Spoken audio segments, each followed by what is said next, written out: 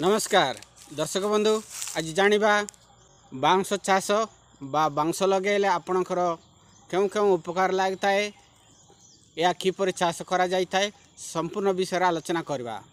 बांस चाष एक लाभजनक चाष अटे। यही चाष कले एमिति लाभ हुए बिना परिश्रम या लाभ मिलता है।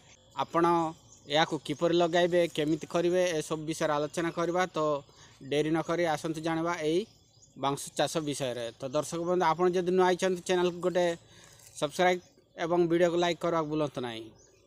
दर्शक बंधु आपण तो जानते बांस एक मनुष्यर तार जन्म टू मृत्यु पर्यंत काम लगी थाए। तो एथिरे मेन मेन उपकारटी आपण को मु प्रथमे कहीदे। आप जदि बांस लगे चाष कर या तो बिक्री करके लाभ नहीं पारे।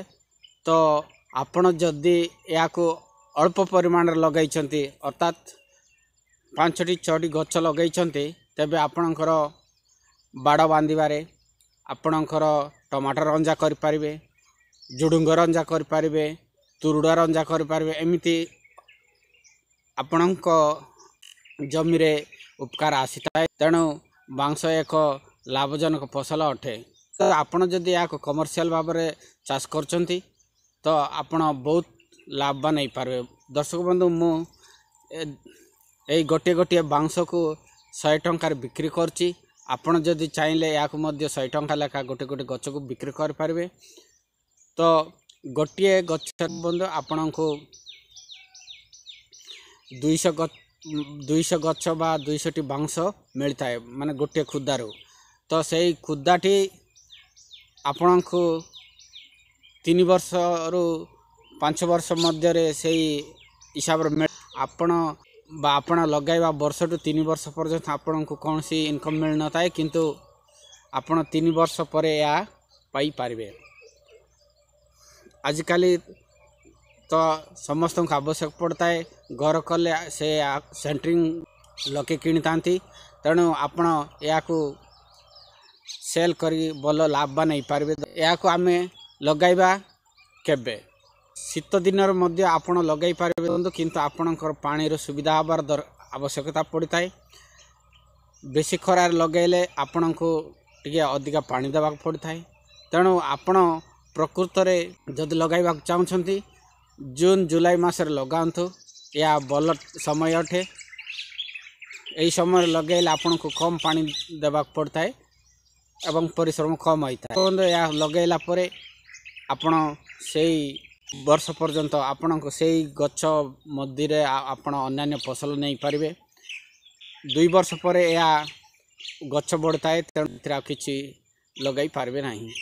तेणु से प्रथम वर्ष और द्वितीय वर्ष आपण इंटरक्रॉप कर पारे एवं तृतीय वर्ष रु या गछ बढ़ जाई थाए आपण किछि नहीं पारे। या परे आपण ना सेतिरे कड़ाकुसा ना पानी किछि दबार आवश्यक पड़ न थाए। या केवल आपण काटिकी बिकिबा पड़ता है नले आपणकर काम रे लागि थाए। पूरा गोटे गोटे बांसटी 60 फुट रु 70 फुट पर्यंत लंबा देखुचंती। एई दुईटी गछर दूरता होची 50 फुट दूरता। आपण जदि बांस लगाइबे 50 फुट दूरता ही लगांतु, नचेत पाखर लगेले आपण को कम बांस मिलिबो। एतिरे किछ फायदा रहइबो नहीं। माने 50-100 गोटे गोटे खुदारे ही मिलिबो। ए देख पारछन दर्शक बंधु एई गोटे गोटे गछर प्राय 200 रु 300 बांस खंड रहिथिबो। तेणु आपण एमिति जदि दूरता लगाइबे तबे आपण को एमिति अधिका माने गछ मिलिबो। तो दर्शक बंधु एई देखुचंती एई गछटी प्राय 10-12 वर्षर गछ अटे। एथिरे प्राय 400 रु 500 गछ रही पूरा काटि जाइछि। मु प्राय 200 गछ एइथिबो एथिरे मो निज काम लागि रे। आउ ए देखुचंत आ पुणी बळका 300 रु 400 गछ बा बांस रहिथिबो। तेणु एमिति ध्यान कर रखिए। मु तो या को मोर जमी तड़े लगेछि। या को जदि आपण कमर्शियल भाव में लगाउछंती प्राय तो गोटे गोटे खुदारू दर्शक बंधु 2000 ରୁ 3000 टंका पर्यंत पाई पारबे। मिनिमम गोटे बांस 70-80 टंका बिक्री हो पार। जदि ये बांस चाषटी आपन को भल लगुच इनफर्मेशन टी भल लगुच आपण सांगसाथी मान पाक शेयर करंतु एवं से माने बांस चाष करके भल लाभवान हो पारे। तो दर्शक बंधु वीडियो को गोटे लाइक एवं चैनल को सब्सक्राइब एवं पाखर बेल आइकन को क्लिक करी ऑल क्लिक कर दियंतु। तो दर्शक बंधु आज ये नमस्कार।